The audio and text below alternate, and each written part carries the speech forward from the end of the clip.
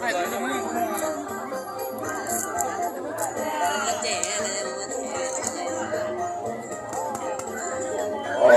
เป็นเสียงลีลาไม่ธรรมดาไม่ได้ทุกข์นะ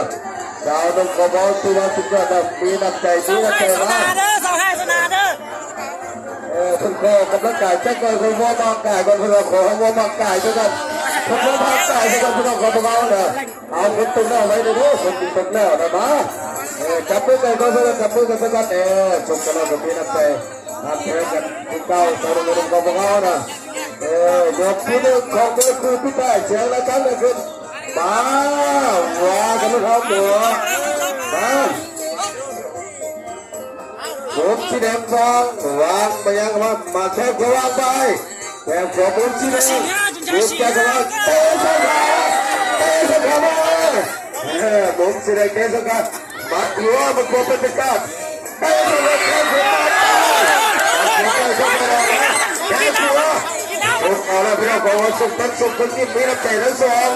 ดาวลงไปเป็นของเตะสองขามัดหัวได้แค่ขวางแค่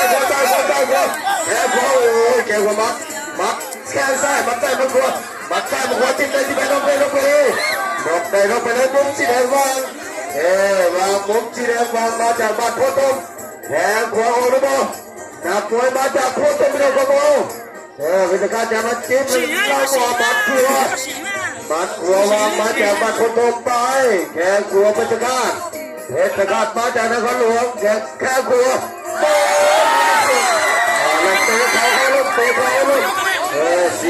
เสียรับโม่ไปยังมาวางขยับกันไปวางยับกันไปจ่อเขาหัวมาจะใส่บอลเนี่ยมาวัดเตะมาเตะปุ๊บแล้วสังเกตแข้งโอ้ยสิวฟอมแค่ขัวเป็นสกัดไปแล้วพวกเขามุ้งสีแดงมุ้งแข้งซ้ายแข้งขวามาที่สังเกตแข้งซ้ายเดินแข้งตีแข้งขวาตีบอกซะก่อนตีบอกเพื่อนแข้งขวาไปแข้งขวาเป็นสกัดไปได้หนึ่งแข้งได้คนละหนึ่งแข้งได้แล้วคนละหนึ่งแข้งมาอย่างกันมาตีแข้งซ้ายแข้งซ้ายเข้าไปแข้งซ้ายก็จะกลายไปแข้งขวาแข้งมาตั้งขวามาที่ใส่บางเ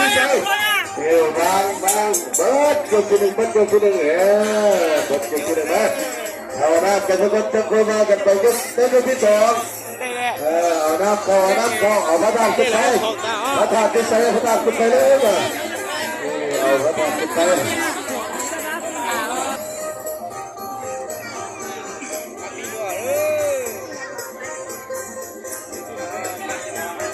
มาเป็นยกสุดท้ายที่เราพบเรา